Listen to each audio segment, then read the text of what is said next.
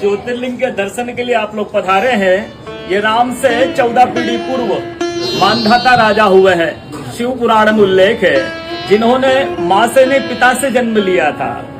उनकी तपस्या से ये शिवलिंग प्रकट में स्थापित लिंग नहीं है। जिस प्रकार आरती करते हम प्रण अक्षर के मध्य, ओम अक्षर के मध्य, यह तीनों एका, जय शिव ओंकारा। एक शिवलिंग में ब्रह्मा विष्णु महेश निराकार धरती से प्रकट हुए हैं। इसलिए अखंड दीप यह जो जल रहा प्राचीन समय से, एक ही दीपक में 3 बातियां लगातार जल रही है, ब्रह्मा विष्णु महेश की। इस पहाड़ी के ऊपर 7 किलोमीटर का परिक्रमा मार्ग है, वो भी ओम आकृति में है। जो पर्वत पे हम प्रभु के दर्शनों के लिए खड़े हैं, ये पर्वत स्वयं शिवलिंग की आकृति में है।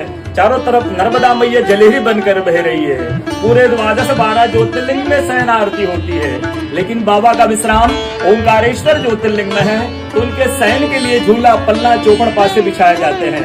बाबा यहाँ विश्राम करके 3 बजे रात उठकर महाकालेश्वर जाएंगे, वहाँ स्नान करेंगे। इसलिए वहाँ का भस्म आरती प्रसिद्ध है, यहाँ का शयन आरती प्रसिद्ध है। शिव पुराण में भी कथा आती है, महिलाएं 16 सोमवार व्रत करती है, उसमें भी कथा आती है। क्या कथा आती है? प्रतिदिन भोलेनाथ आते हैं, माँ के साथ विश्राम करके ब्रह्म मुहूर्त में उठकर चले जाते हैं। एक दिन जब भोले बाबा माँ के साथ पधारते तो माँ पुजारी से पूछती, पुजारी हम विश्राम के लिए जा रहे हैं, चौपड़ पासे में किनकी जीत होगी? पुजारी बोलते कि आज भोले बाबा जीतेंगे। ऐसा बोलकर पुजारी घर चले जाते हैं, भोले बाबा माँ विश्राम के लिए चले जाते हैं। सुबह ब्रह्म मुहूर्त में जैसे ही भोले बाबा माँ बाहर निकलते हैं तो माँ पुजारी से पूछती, पुजारी कल मैंने आपसे पूछा था, हमें विश्राम के लिए जा रहे हैं, चौपड़ पासे में किनकी जीत होगी? आपने कहा भोले बाबा जीतेंगे। भोले बाबा नहीं, मैं जीती हूँ। माँ ऐसा बोल करके उनको श्राप देके चली जाती है। उनके तुरंत पश्चात अप्सराएं शिवलिंग में जल चढ़ाने आती तो अप्सराएं पुजारी से पूछती, पुजारी अस्वस्थ क्यों हो गए? आप तो ठीक थे। फिर पुजारी बताते हैं, प्रतिदिन भोले बाबा माँ के साथ विश्राम करके चले जाते थे। कल भोले बाबा माँ के साथ पधारे, माँ ने मुझसे पूछ लिया, पुजारी हम विश्राम के लिए जाएंगे, चौपड़ पासे में किनकी जीत होगी? मैंने कहा भोले बाबा जीतेंगे। भोले बाबा ने माँ जीत गई, माँ मुझे श्राप देके चली गई।